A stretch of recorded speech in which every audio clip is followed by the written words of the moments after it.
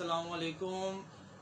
शहरों में water supply के ज़रिए घरों में पानी सप्लाई किया जाता है और उसके लिए पाइपलाइंस बिछाई जाती हैं।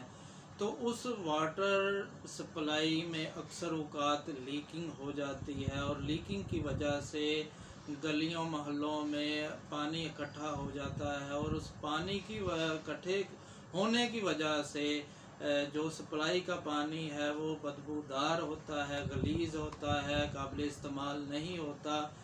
तो इस मसले के लिए क्या हम किसी अदालत में रजू कर सकते हैं या किसी अदालत में दरख्वास्त दे सकते हैं? तो इसका जवाब है जी हाँ, हम अदालत में दरख्वास्त दे सकते हैं।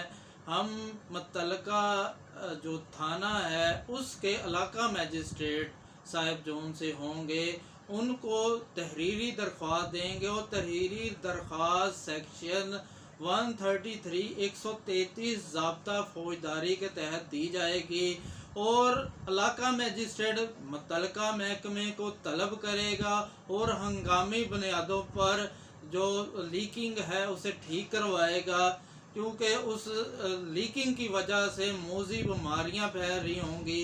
तो इसलिए हंगामी बुनियादों पर इस मसले को हल करवाया जाएगा।